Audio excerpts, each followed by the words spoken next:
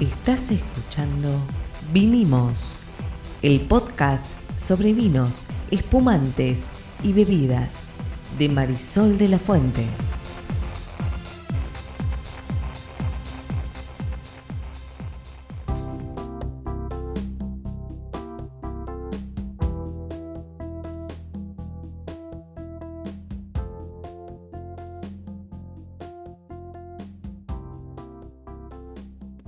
Buenas, mi nombre es Marisol de la Fuente y soy la sommelier.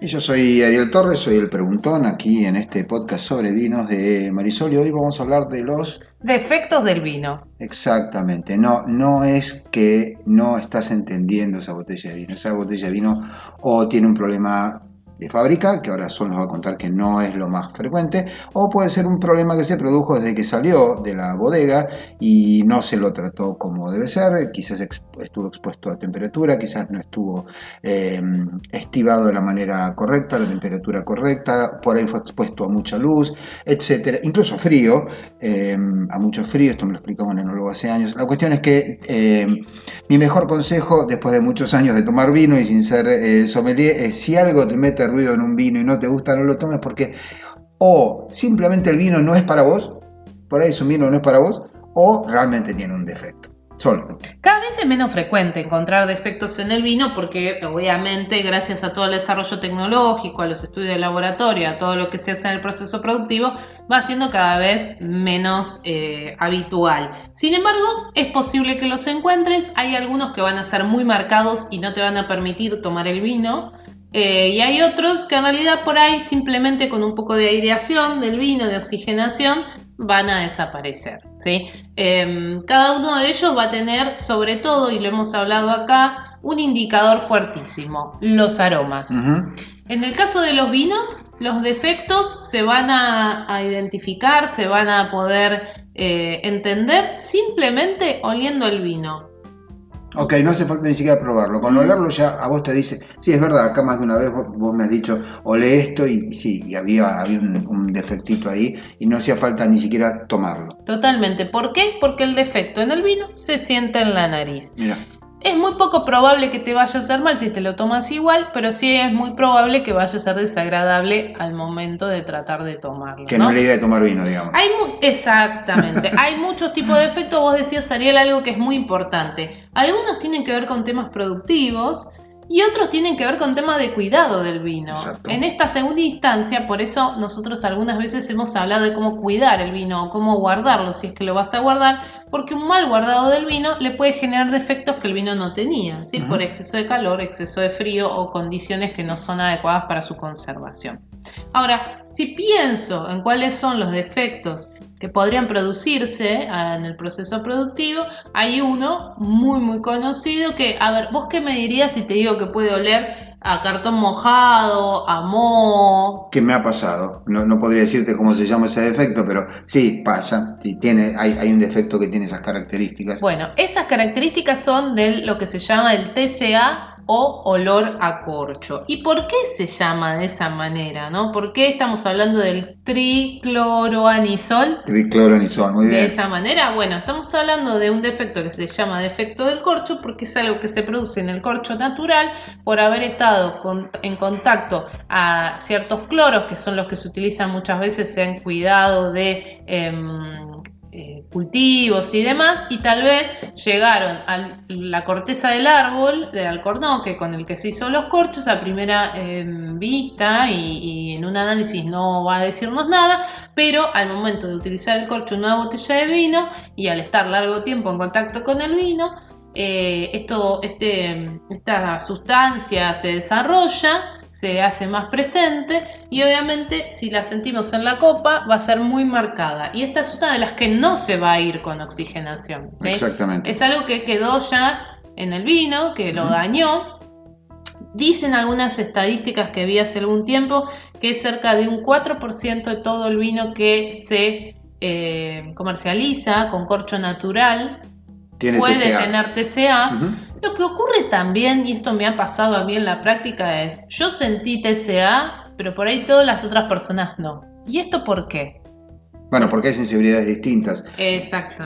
Traducido es contaminación del alcornoque por una sustancia que se utiliza, un agroquímico, que termina finalmente desarrollándose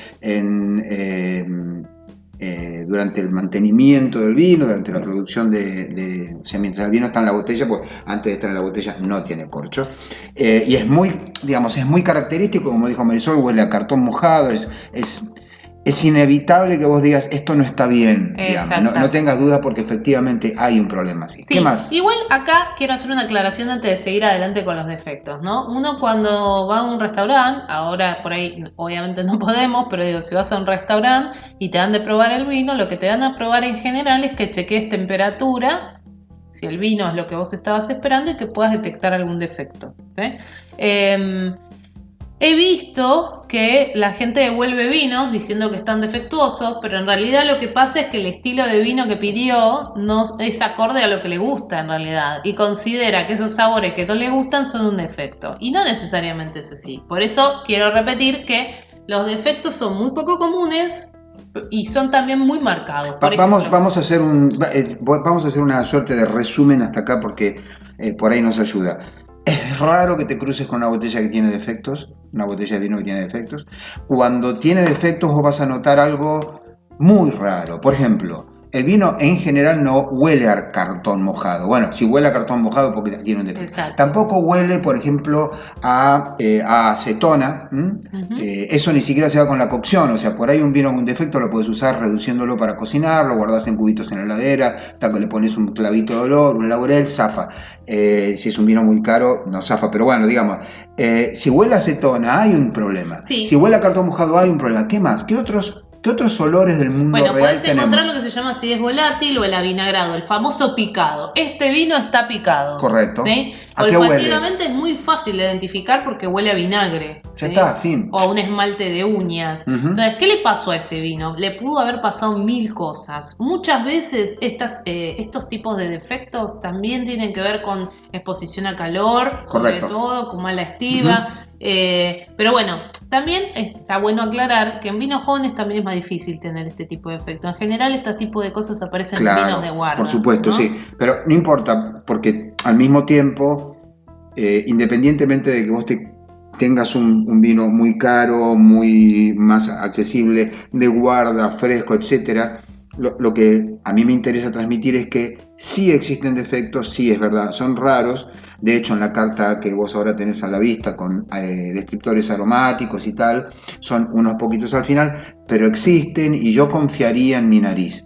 Digamos. Una cosa es, no, yo no quiero tomar un vino con mucho cuerpo, con mucho punch tipo Cafayate, sí quiero tomar un vino más fresco, más liviano, más ligero, porque estoy comiendo unas pastas. Esto es una cuestión. La otra cuestión es que a la nariz no te huele a vino, te huele a algo a otra más. cosa, por ejemplo, oxidado, ¿sí? Eso significa que el vino estuvo expuesto a alguna acción excesiva de oxígeno y obviamente se oxidó. ¿Y a qué huele? A oxidado. ¿A óxido qué? ¿A metal? A una sensación como muy, si querés, como de sangre, como de oxidación, de óxido. Muy bien, entonces tenemos cartón mojado, tenemos acetona, vinagre, oxidado. ¿Qué otros También olores tenemos del los mundo reducidos, real? ¿sí? Cuando el anhídrido sulfuroso les da como un olor como acre. Acre es la palabra correcta, semejante como cuando prendes un fósforo, como una sensación de picor, de sequedad. Eso es una reducción que también le pudo haber pasado al vino. Con ese no me crucé nunca. O podés encontrarte con mucho ácido sulfídrico que da como olor a huevo podrido, ¿sí? Vegetales en descomposición, como esa sensación. Eso, por ejemplo, tiene que ver con algún metabolismo de alguna levadura durante la fermentación, alguna autólisis, alguna presencia excesiva de algún compuesto de azufre, por ejemplo. Puedes tener segundas fermentaciones y acá, por ejemplo, también una segunda fermentación que se genera en una botella significa que quedó alguna levadura activa y entonces el vino, en vez de ser tranquilo, que significa que no tiene burbujas, tiene algunas burbujas. Pero ojo, porque también hay vinos que intencionalmente se le deja a eso y se llama aguja, que es una sensación de pinchitos sin tener burbujas. Son unas burbujitas muy leves que se hacen, que se llaman aguja, que las sentís solo en la punta Pero de no la las lengua, ves. no las ves, no las sentís en el paladar, se llama aguja y es como una segunda fermentación. ¿Qué vino tiene eso, por ejemplo? No, hay algunos europeos que están pensados para que tengan aguja. Acá en Argentina no hay vinos pensados para que tengan aguja, pero yo sí me he encontrado con vinos, sobre todo vinos blancos, que tenían un poco de aguja porque se produjo en el proceso productivo. Yo no lo llamaría defecto, ¿sí? Pero las agujas no son defectos. Puede ser algo molesto, ¿no? Como se dice en software, no es un defecto, es una característica. Es una característica. Sí, es una característica si vos elegiste hacer el vino con esa característica. Sí, si no es porque se te escapó la tortuga. Claro, pasó algo en el proceso. Entonces, puedes tener olor a vinagre, cuando tenés mucho ácido acético, tenés olores a quita esmaltes o acetonas, tenés acetato de etilo, tenés olor a por ahí a agua oxigenada, si tenés muchos acetaldehídos o etanol. Vamos a aclarar una cosa, Sol, para que la gente no piense. Sí, para que no entre en desesperación, ¿no? No, aparte, para que no crean que vos tenés la memoria de Funes. El de Borges, esto lo está chequeando en una lista. No me pongas esas caras. A ver, somos grandes. Por supuesto, nadie puede recordar esto de memoria. De hecho, te hago una pregunta. Si los identifico, sé lo que son, pero para poder decir el nombre estos nombres científico químicos, correcto, estamos acá usando una ayuda de memoria. Exactamente. De todas maneras, si yo identifico alguno de estos aromas en un vino, voy a saber exactamente qué es lo que pasó. De hecho, si vos mirás defectos del vino, hay un defecto del vino que para mí es muy gracioso, que es el sudor de caballo. Eso te iba a preguntar. ¿Cómo puede ser? Bueno, algunos lo consideran una característica, otros lo consideran un defecto. Yo creo, y acá aparece esto del estilo del vino, ¿no? Esos se llaman químicamente etilfenoles, ¿sí? Son algunos metabolismos de algunas bacterias, como la Brettanomyces, que es parte del proceso productivo. Ahora, algunas veces esa característica tiene que ver con la evolución del vino, con la madera, con el tipo de vino, y no es molesto. Y ahí entra lo que vos decías antes. Si no es molesto, si no es desagradable, no es un defecto, es una característica del vino. Uh-huh. Yo estoy viendo también en tu listita dos cosas que son muy llamativas. En realidad, tres. Una es un conjunto de bandas elásticas. Sí, porque puede llegar a sentirse como a goma quemada. Recuerden, si huelen a goma quemada en un vino, tiene un defecto. No, pará. Hay algunos vinos, por ejemplo, los Gewürztraminers europeos de la zona norte de Europa, que tienen, por ejemplo, olor a gasolina, que tienen olores a benzina, a minerales. Total, pero entre eso y una bola de bandas elásticas hay una diferencia. Bueno, lo que pasa es que el dibujito no nos ayuda mucho, ese descriptor es como un plástico, ¿sí? Uh-huh. También hay una cebolla. Sí, pero también... esperen, porque todavía me falta el que más me importa, porque es muy impresionante. Ya viene. Sí, Primero sí. La cebolla. ¿Puede tener olor a cebolla un vino? Sí, si tiene mucho etanotiol o mercaptano, es un producto de la reacción del sulfuro de hidrógeno con etanol del vino. No crean que nosotros hablamos así todos los días acá. De nuevo. Pero básicamente eso sí lo he sentido y esa sensación de un olor a cebolla. Y ese vino no se puede tomar. O si lo querés tomar, tomalo, pero es muy desagradable. Y ahora, ¿por qué en tu listita hay un choclo? Bueno, porque hay un aroma. Nosotros asociamos el choclo como que maíz, es muy rico, como algo rico, dulzón, agradable. Claro, pero combinarlo con un Cabernet Sauvignon. Sí, claro, puede ser también defecto y se va a sentir como un olor rancio. También yo no lo tengo acá en la listita, pero a veces se habla del olor a coliflor, ¿no? También. Que es un compuesto que se llama metionol, que es producto de la reacción de la metionina con agua, con los líquidos del vino. Entonces sentís coliflor, sentís cebolla, sentís choclo, pero como con olor de descomposición.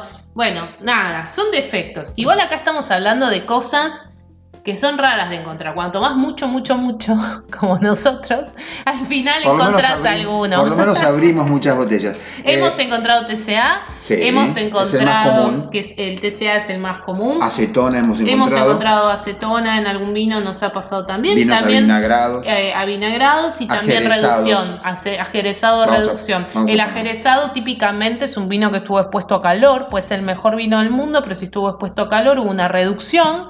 Y eso hace que se sienta ajerezado, no para menospreciar el jerez, sino para decir que un vino que tenía ciertas características de repente se convierte en un vino pesado, sin frescura, sin acidez. Aparte, el etcétera. Jerez es Jerez, no es un vino jerezado. Exactamente. Jerez es Jerez. Dos cosas. Primero, nuestras disculpas a los amigos químicos que nos están oyendo hoy por cómo estuvimos pronunciando algunos de los Componentes. Nosotros somos solo periodistas y comunicadores y estamos ahí verificando la información. Y segundo, si un vino tiene un defecto, insisto, que es raro que ocurra, pero puede ocurrir. Por eso está bueno comprar los vinos en una vinería, porque si vos le vas a decir a alguien que tiene TCA en un supermercado, es mucho menos probable que te entiendan lo que estás queriendo decir que si lo vas a hacer en una vinería.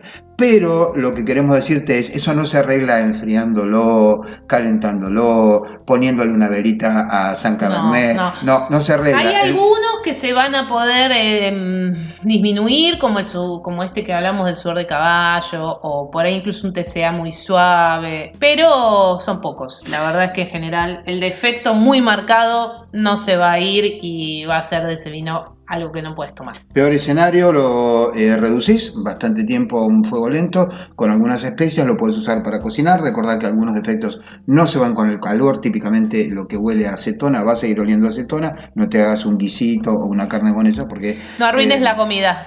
Va a ser catastrófico. Y una cosa más que quería decir para que no parezca que los defectos son comunes en los vinos, es que es bastante difícil encontrar cualquier alimento que se conserve, como hemos abierto acá, vinos después de 10, 13 años, que no solamente te lo tomás y no te morís de algo, sino que además están espectaculares. Esto hace, digamos, hay un riesgo en esto, el vino es un alimento muy particular y uno de los riesgos es que eventualmente alguna de esas variables increíbles que hacen que pueda sostenerse en el tiempo tanto tiempo siendo consumible e incluso muy rico, falle y en ese caso aparecen los defectos. Son raros, pero bueno, acuérdate, si algo te huele a sudor de caballo, cartón mojado, goma, acetona y tal, es porque efectivamente ese vino hay algún problema. Salió mal, lamentablemente anda y reclama. Esto fue Vinimos. Aquí vinimos, sí señor. Nos vemos en la próxima entrega de este podcast.